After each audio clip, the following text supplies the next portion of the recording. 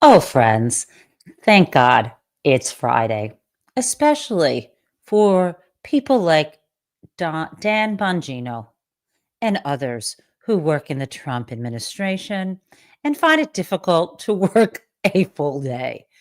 I kid you not, Don Bongino went on Fox News to get some emotional support from his emotional support talk show host about the fact that he has to go to work every day. Um, and I think you need to take a listen to this because back in the day when I used to work, not just at a law firm, or God, those were abusive hours. I don't want to boast about that, but I remember when I used to work at Fidelity Investments and I was the head lawyer off the fixed income trading desk. That's the bond trading and the short-term instruments, including the repo, so-called repo desk. And because I used to commute for a very long commute, this was from Western Mass to New Hampshire to where the trading desk was, I would work and I would leave in what was considered early. I'll tell you the time. And then I would do all my phone calls while I was in the car. And I remember that one of the top traders, sort of a senior statesman one time, and it's an open floor. You always have the traders out in the open, and you might wonder why that is. And it's partially because there's so much money being dealt with. I was told that one, you don't want anyone doing anything in secret, any trades no one can hear. Um, that's part of it, I think. And even my office off the desk had a glass sliding door. Anyway, so I'm out there walking through, and to leave to go home, I had to like walk through the trading floor. And I remember this guy, and I want to say the name. He said to me, "Oh, working a half day," and I think I was leaving at 5:30, and that was fucking early. Like, no one leaves that early. And I said, uh, "I work half as long when I'm twice as smart." And then I just left the room, and I think that was pretty cool. But anyway, let's fucking listen to Dan Bongino, who thinks he's going to have a sympathetic audience, and I bet he did, but not with us, friends. Let's do it. I gave up everything for this. I mean, my wife is struggling. I'm not a victim. I'm not Jim Comey. It's fine. I did this, and I'm proud I did it. But if you think we're there for tea and crumpets, well, I mean, Cash is there all day. We share it. Our offices are linked. He turns on the faucet. I hear it. He's there he gets in at like 6 o'clock in the morning. He doesn't leave till 7 at night. I'm in there at 7:30 in the morning. He uses the gym. I work out in my apartment. But I stare at these four walls all day in D.C., by myself, divorced from my wife. Not divorced, but I mean separated, divorced. And it's hard. I mean, we love each other, and it's hard to be apart. But you're doing some great work. You're straightening out the FBI. You're moving buildings. There's a lot of change. I got one more thing.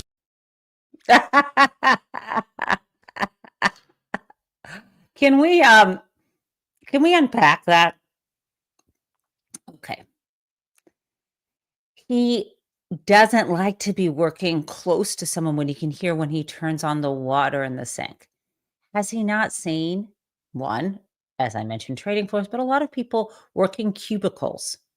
Some people even work in places like supermarkets where they not only hear their workers ringing things up, but it's noisy all around them. Also, complaining that he has to be in a room with four walls and away from his wife, can't telecommute, can't work from home. There is no recognition of the privileged life that he leads, right? He doesn't have to go into a workspace. And remember, this is one of the benefits, if there were any, of COVID, is learning that we could actually work from home, telecommute. And that is a thing Donald Trump, his own boss, wants to take away. The other thing, let's talk about those hours.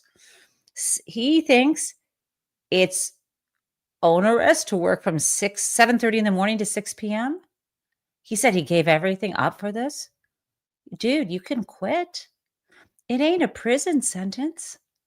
You signed up for it. Leave. He's having trouble with his wife because he's not around her all the time. Welcome to fucking how America works, unless you have compassionate employers who allow flexibility. And this is what, and I've got one more thing about this video. This is what gets me about some people. I don't know. When you have an aha moment in your life, when you realize, wow, either this is really hard for me, like if you're in a situation where you go into a world of privilege where let's say you were someone who grew up without much wealth at all, you got a scholarship, let's say to college, to a university, and you get there and you see, wow, these other kids, a lot of them have a better life than me. And you reflect on how the world is different. And maybe you think about how you can not just lift yourself up, but your community and make things more fair. Similarly, it can happen the other way, where you have had relative privilege in your life and then you meet people who don't. And you think about how lucky you are, or maybe how messed up the system is. There's a lot that can happen in your mind when new information enters into it. And the only thing Bongino is thinking about is Bongino. Poor me. I gave everything up. Absolutely no sort of more expansive thinking. And I got to tell you, not only do I have contempt for that, but I find people like that puzzling and pathetic, like, and boring. And I don't understand how this guy gets through the day with that kind of behavior. Anyhow, but the last thing, the most exciting thing that he said, it's not like we're sitting around drinking tea or having tea and crumpets. And I thought to myself, having tea and crumpets, Cash Patel's going to the gym. He manages his workout. So is tea and crumpets something like evil because it's drinking tea and eating something? And I'm like, what the hell is a crumpet? Like, what is a crumpet? Like, I don't even know. And so I thought, my friends, this would be the moment where you should find out how deprived Bongino is, because he doesn't get to sit around having tea and crumpets. And these fucking teas and crumpets must be really good. And I know, I want to ask you, prison mates, do you want to know? I know we got some Canadians here, so you probably know what a tea and a crumpet is.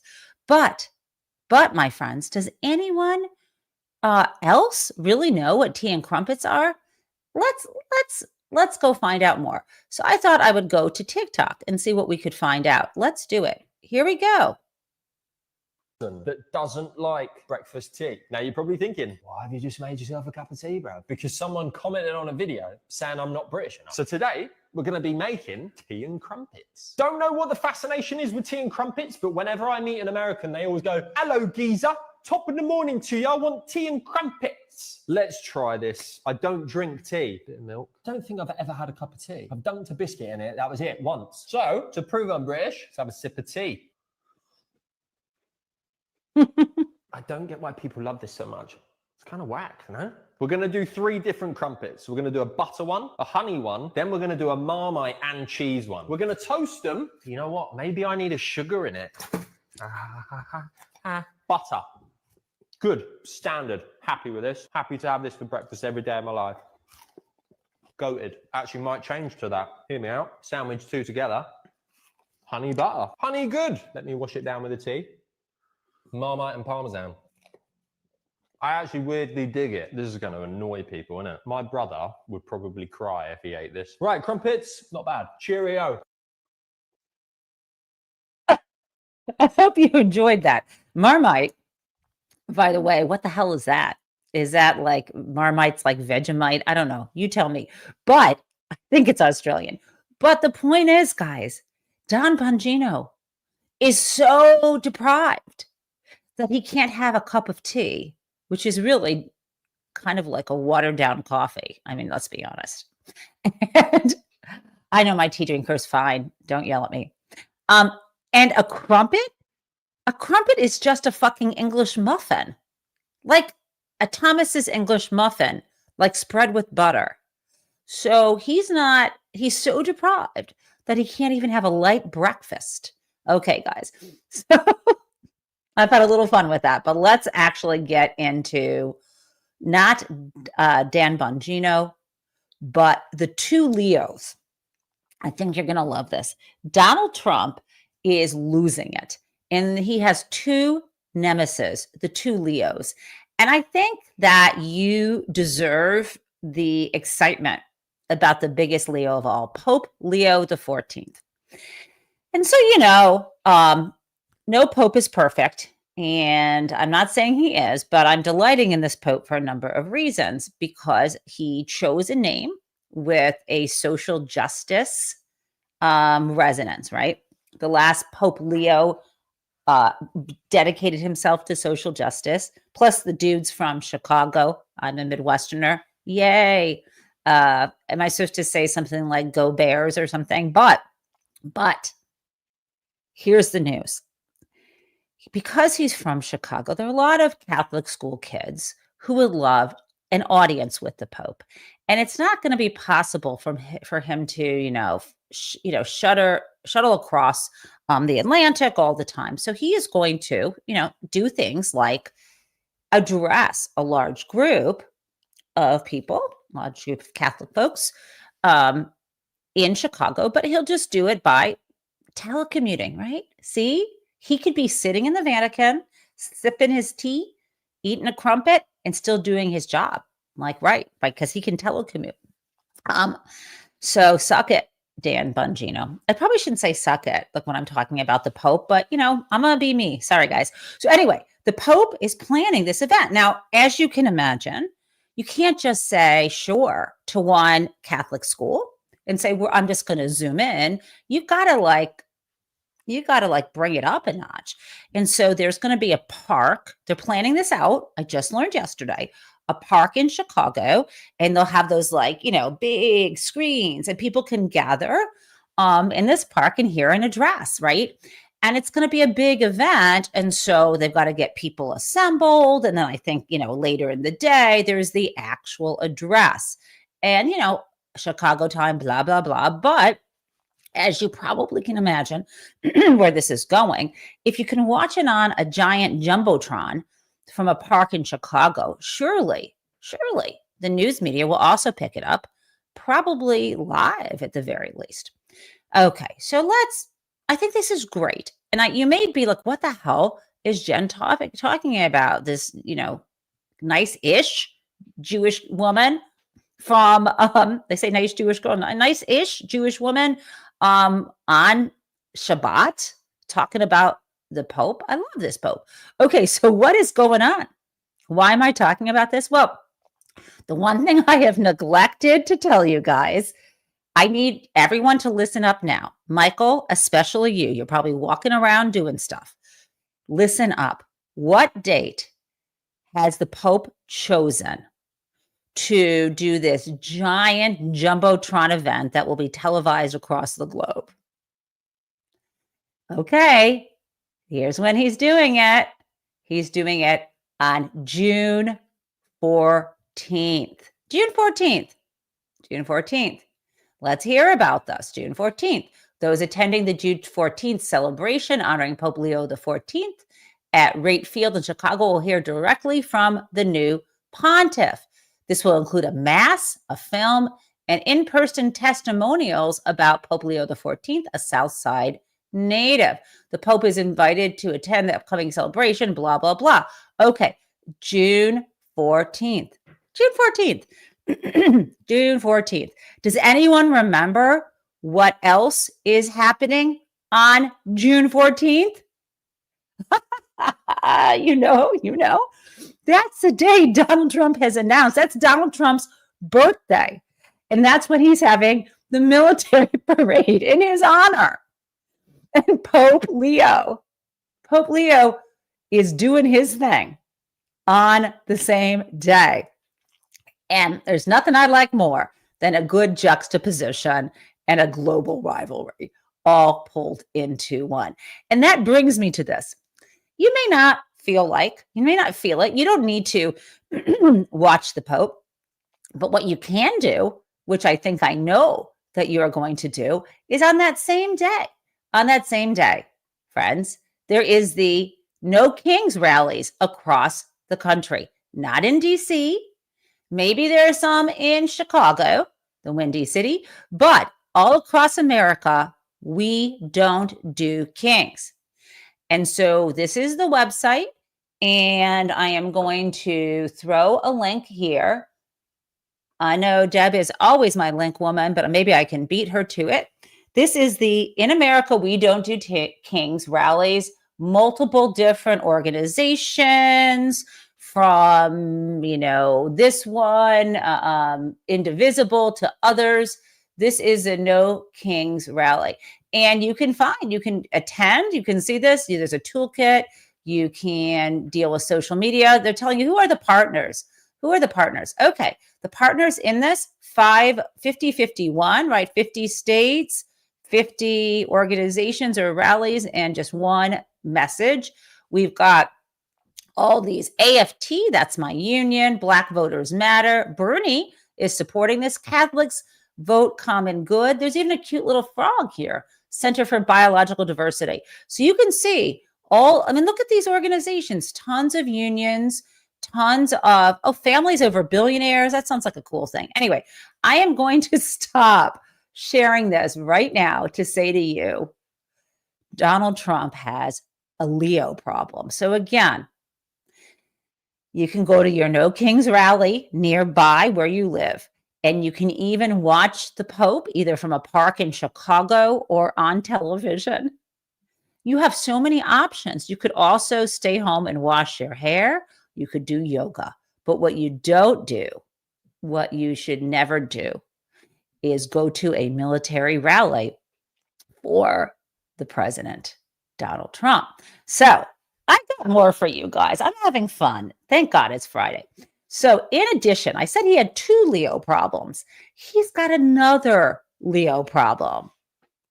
Leonard Leo, not Pope Leo. Now, you've heard about Leonard Leo, the boogeyman of the Democratic Party. He's connected with the Federalist Society. He's the guy we always hear about as having all these ties to the Supreme Court justices. Like, he's always behind the scenes in these shady organizations that get involved somehow in hiring Clarence Thomas's wife, Ginny, for jobs. He's like somehow connected to all these billionaire benefactors that fly Clarence Thomas around, and somehow connected maybe even to the Alito scandals, not the flag turning, not Mrs. Alito turning the flag upside down, but some of the other shady relationships. And Leonard Leo, as you probably have heard, he's larger than life, but he seems to be the point guy on making up the lists of federal judges that Donald Trump should appoint to the bench. So Donald Trump now has a big beef, a big public beef with Leonard Leo. Let me tell you why. It all relates to the decision we spoke about yesterday morning, the decision that came down Wednesday night from the U.S., from the Court of the United States, the Court of International Trade. And you might remember, and I got an update on this, that the Court of International Trade said that Donald Trump, said this Wednesday evening, does not have the authority to use this International Emergency Economics Powers Act, IEPA, to impose these retaliatory tariffs on various nations, as well as these sort of blanket across the board tariffs. Now, we talked about that yesterday, and I just need to give you a little footnote. Last night, the court above, there was an immediate appeal to the Federal Circuit Court. I talked to you about how that court takes appeals from these specialty type courts like this one. And that court temporarily put that order on hold. So if this gives you like, what is going on in the tennis match? Okay. Donald Trump, let's tell you what the status quo is. He had that Liberation Day where he imposed these tariffs. Remember, he's going back and forth on all these retaliatory tariffs and tariffs on different nations. And is it 150% or 30% with China? Who actually knows? So what had happened on Wednesday night is that trial court said to the 2 different groups of cases, there were the business people and there were the states, said, you guys win. This is illegal. These tariffs are stopped. Then, after the appeal last night, now we're getting into Thursday or yesterday afternoon, the court above said, wait a second, I'm going to freeze that order. So we're going to allow the tariffs to stay in place for now. How long is for now? And this is considered an administrative kind of freeze, right? They didn't look at it on the merits. They just said, hold on. It's not until it's the for a week, until a week from Monday. So June 9th. Okay, so this Monday is June 2nd. On June 9th, that's how long the tariffs again stay in place. Now, I'm imagining we're going to also get an appeal up to the U.S. Supreme Court sooner than later. Now, you may say to yourself, why did the court do that? Like, why didn't they just leave it in place? And if you watch Lawrence O'Donnell, he had a wonderful theory. Now, let's just be clear. The court didn't really give its reasoning in this administrative freeze. But Lawrence looked at the papers filed, the filings that Donald Trump's team, the Trump administration, all these defendants in the administration that were sued. Remember, Lutnick was on one of the defense lists. Noam was also, et cetera. Like, I could just go on, different agencies and so on. And what the Trump administration put in their briefing, begging this court, don't do it. Don't let the lower court follow the law, and said, just freeze this for now. What they put, as Lawrence explained, because I haven't read the briefing, is they said, look, you're listening, the lower court listened to these plaintiffs and understood that they're going to suffer irreparable harm if they have to pay out these tariffs. But don't worry, the Trump administration promised, we will pay them back. We'll pay back these businesses. Okay, so what I need to do is show you what Lawrence had to say. Just a quick clip, because I want to give him the full credit. I didn't discover this myself, and other news media organizations aren't. You really need to hear this clip. Oops, sorry guys. 1 second. I'm going to share the screen with you, and I've got Lawrence O'Donnell right here for you. Here we go. Donald Trump said today that he will issue refunds of his illegal tariffs to every American business that has been forced to pay those tariffs. Donald Trump, being the most incompetent president in history and the president who knows the least about what his own government is doing, his own White House at any given moment, means that it is very likely tonight that Donald Trump is learning this for the first time. It is very likely tonight that Donald Trump does not know, until I just said it, that he made that promise today.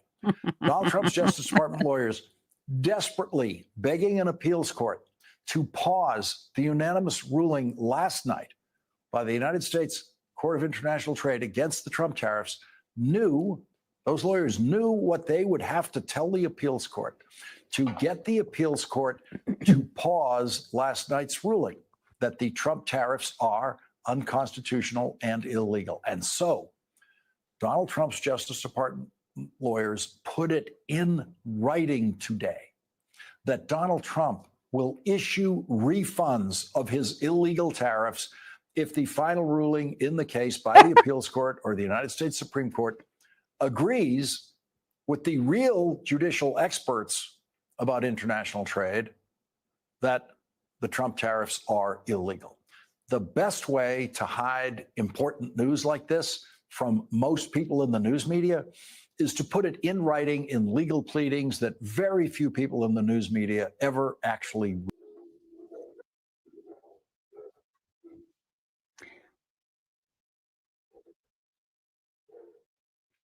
So Lawrence unpacked something, and so I want to just emphasize, the lawyers go in court and do, for the most part, try to tell the truth, follow the law, despite what his public spokespeople say on television, right? Even when they talk on TV. So Lawrence is probably right. No one probably told Donald Trump that he's promised to pay people back if he loses.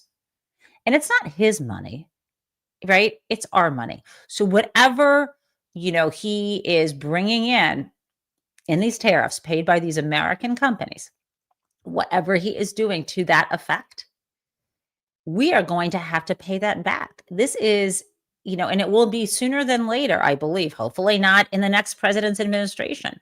This is so messed up, guys. Okay, but despite that temporary hold, Donald Trump is still pissed off. And I want to share with you Steve Doocy from Fox News talking yesterday to Carolyn Levitt about why doesn't Donald Trump just follow the law? Let's listen, because he has a good question. I know I can't believe I'm saying it, but he does. Courts are basically telling you guys they think that the White House's policies, the president's policies, are in some way against the law. So why can't President Trump ask the Republicans that control the House and the Republicans that control the Senate just to make a new law? Well, these laws have already been granted to the president by the Constitution and by laws that have been previously passed. I'll give you another example. For instance, we've been blocked in court for the revocation of visas from individuals who have the privilege of studying in the United States of America. Secretary of State Rubio has simply used his authority to revoke those visas, to revoke that privilege, and we've seen the courts try to block that. So if these judges want to be the Secretary of State, shut up. Don't change the subject. Let me be nicer. I would say, okay, so if you were in my classroom, I refer to my students as attorney. I'll say attorney Livid.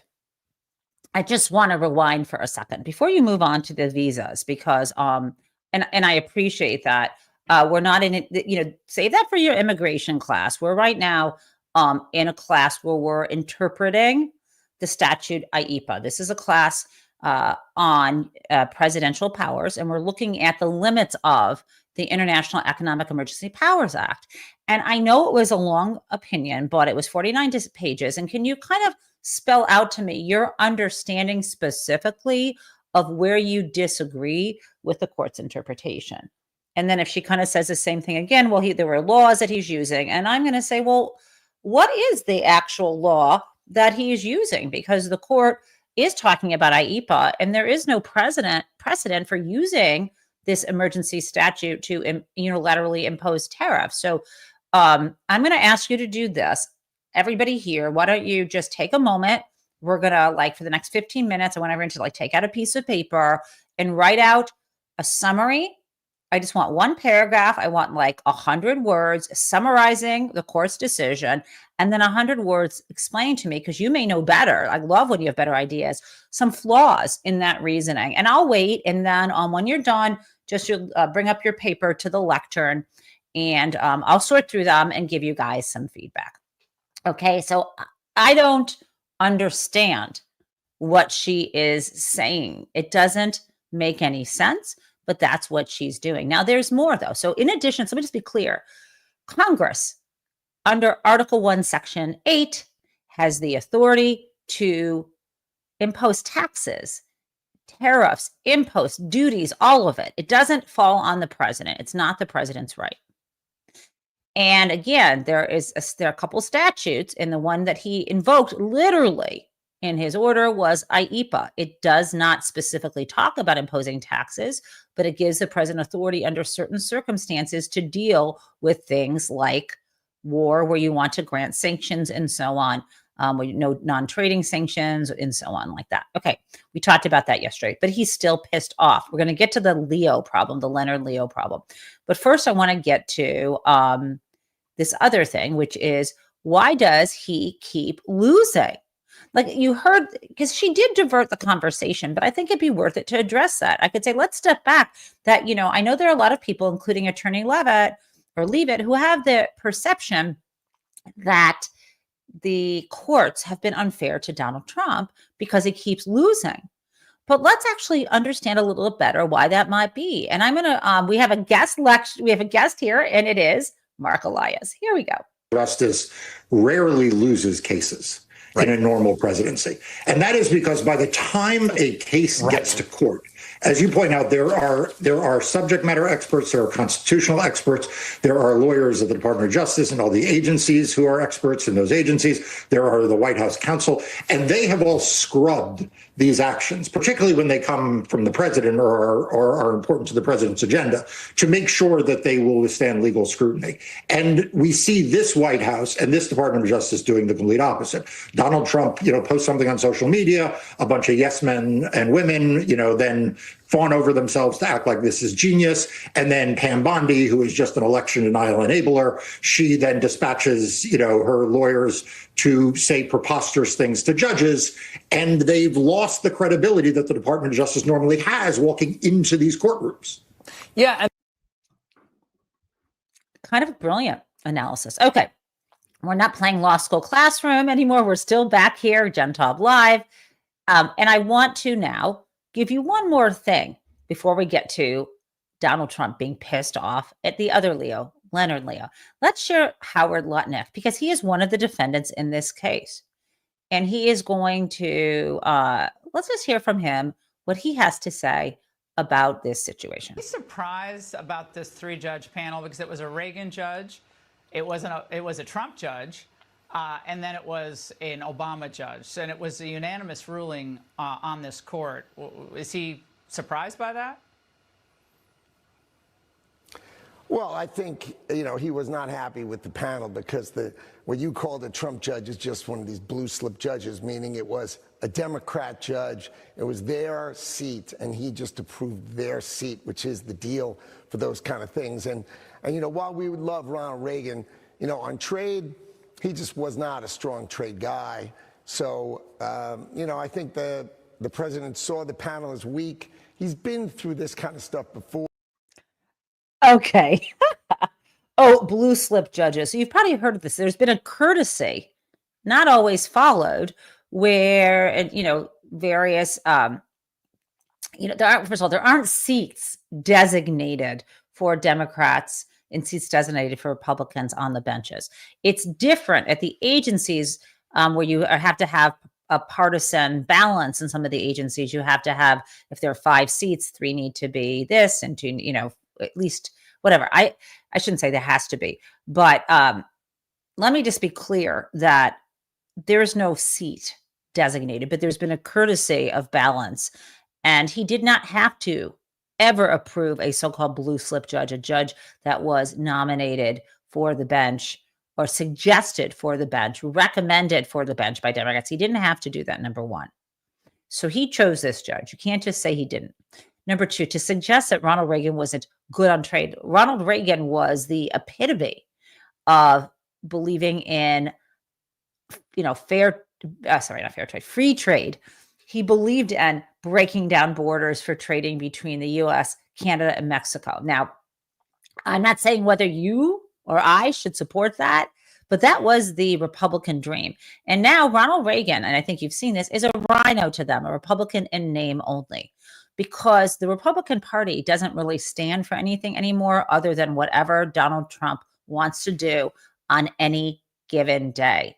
It is the party of Donald Trump, and he thinks he's a king, and all of these people, including Lutnick, who failed to mention that he is a defendant in the case. Now, maybe he told Laura that elsewhere, but I think it should have been out in the open that he is a defendant. He is a named defendant. I know it's in his official capacity, but I think that would be worth mentioning. And now let us get to the cray-cray attack on Leonard Leo. Okay. Do you see this, True Social? It's too flippin' big for anybody to actually read. But you can. If you want, you can rewind and stare at the screen or take a screenshot. I am not going to make you suffer with this entire thing. I'm going to give you the gist of it and then jump to the Leonard Leo part. There are a few different things going on. The U.S. Court of International Trade incredibly ruled against the United States of America on desperately needed tariffs, but fortunately, the full 11-judge panel on the U.S. Court of Appeals for the Federal Circuit Court has just stayed the order by the Manhattan-based Court of International Trade. Where do these initial 3 judges come from? Okay. Let's just flip and stop. Now, it wasn't that the United States lost.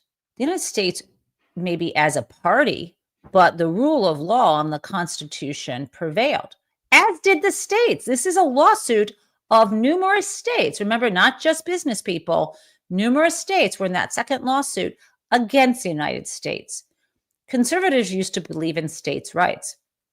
Okay, now, the next thing I would say is he's also obsessed with himself. Is it purely a hatred of Trump? Now, here we get to Leonard Leo. What other reason could it be? I was new to Washington, and it was suggested that I use the Federalist Society as a recommending source on judges. I did so openly and freely, but then realized that they were under the thumb of a real quote unquote sleazebag named Leonard Leo, a bad person who in his own way probably hates America and obviously has his own separate ambitions. Guys, does it sound like Donald Trump is projecting? Okay, here we go. More on his hatred of Leonard. He openly brags how he controls judges and even justices of the United States Supreme Court. I hope that is not so, and don't believe it is. In any event, Leonard left the Federalist Society to do his own thing. I am so disappointed in the Federalist Society because of the bad advice they gave me on numerous judicial nominations. I wonder, guys, here if he's talking, about Justice Barrett. Anyway, he goes on and on here. And now there are also complaints about the actual decision. The ruling by the U.S. Court of International Trade is so wrong and so political. Hopefully the Supreme Court will reverse this horrible country-threatening decision quickly and decisively.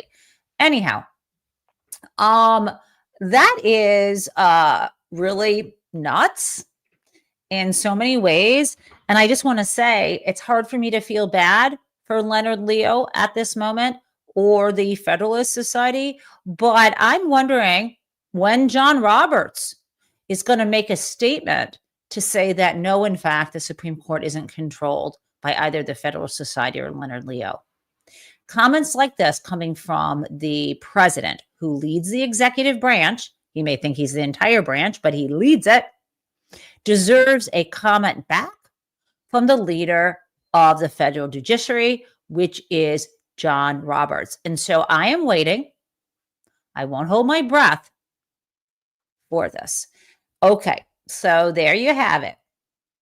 It's not pretty, but it's fun to watch. Now, guys, let us switch over before we get to Crazy Town.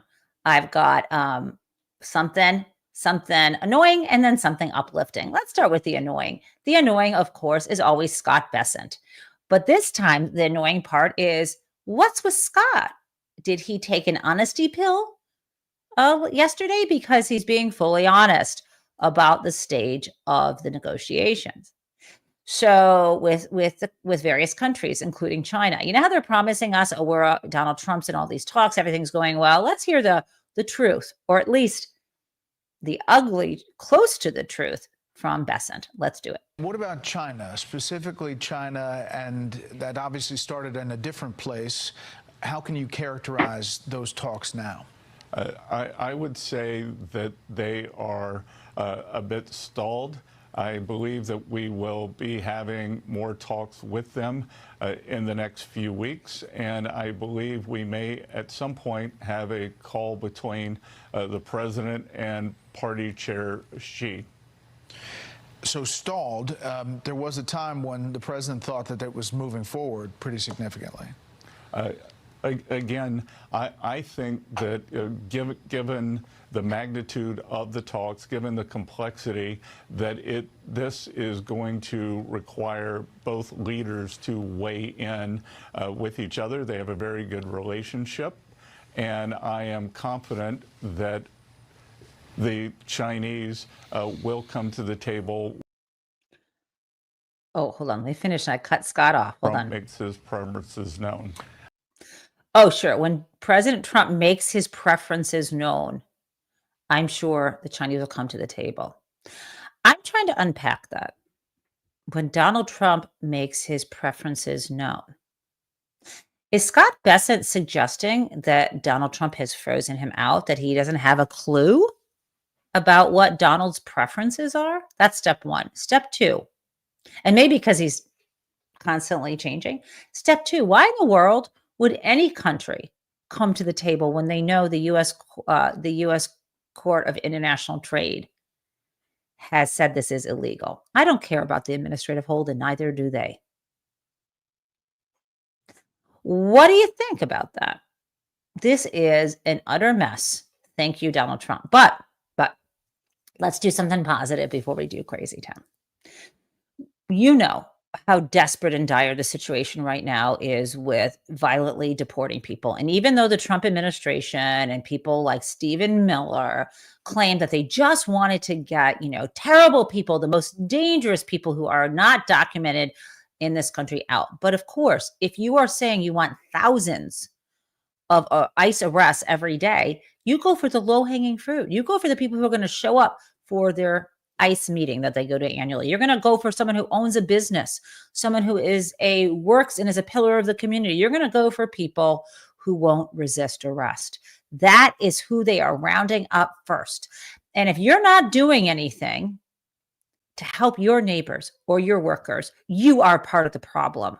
We in America who are watching our friends and neighbors being dragged away from homes, from schools, out of their cars, out of their workplaces, out of their churches. As we watch this, and I'm not excluding myself, as we don't do anything about this, we are no different than the people in Germany who allowed their Jewish neighbors to be dragged away. That's where we are in this country right now. And so I want to share with you an idea of something that can be done. This gave me so much joy. This is from Somerville, I believe Somerville, Massachusetts. And I'm going to share this with you right now. Let's watch. Tried to abduct a bunch of kids and parents right here at Somerville High School. And so many community members showed up that ICE just left. Remember, you are the major power in your community. If you show up with people you trust quickly, you can protect kids, you can protect families. So form information networks, know where ICE is in your community, and show up. They will just leave. They are not fucking brave enough to steal kids when an entire community comes around to protect them. So show up for the kids in your community. Show up for the kids in your community. It's like that. I'll come up with different ideas of how to do this safely. I don't trust everybody who's out there, that they might not be helpful. So there are these networks of people who you can trust who are saying, show up in a group. Don't let them take them away. There used to be, during the foreclosure crisis, groups. I remember there was one in Springfield, Massachusetts called Nobody Leaves Springfield. And I showed up at a vigil on someone's lawn because the sheriffs were going to try to take the home. They were going to try to evict the owners. And we showed up at night. It was freezing cold. People had signs and they went away. They went away.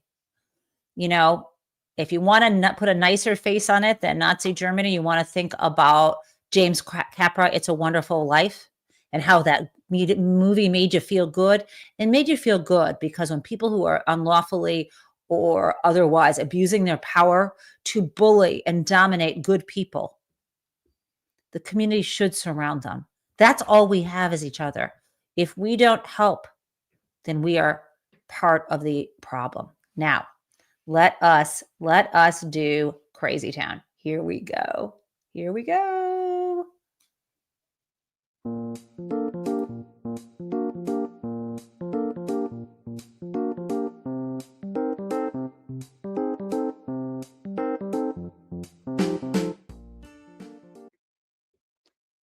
Crazy Town. Crazy Town it kind of floored me. A Republican member of Congress named Mark Green went on television on Fox News, and I'm super confused about whose side he is on. But when someone says this, you got to listen up. I was confused. Did he actually say what I think he said? And he did.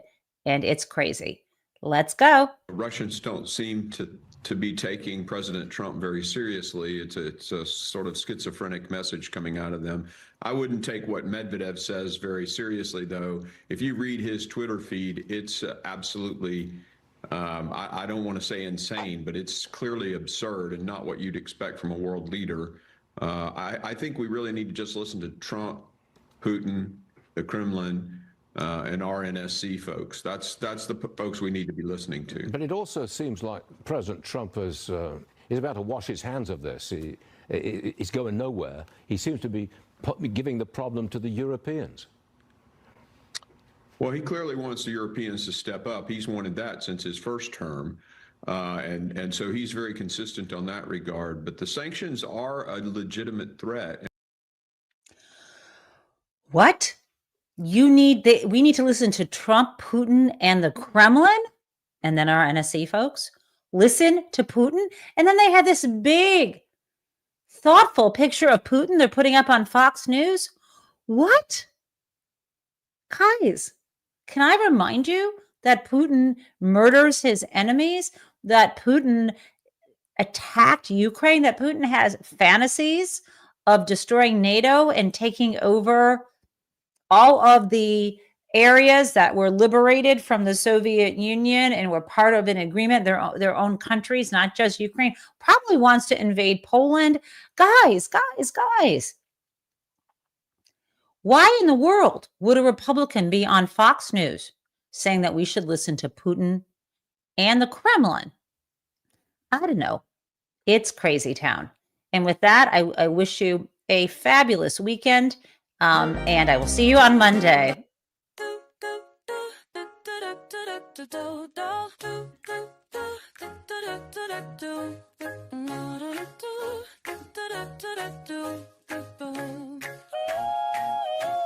Hello, prison mates. It's the Gen Taub Show, where welcome everyone. Let's learn about what is happening in politics yesterday and today. There was hope.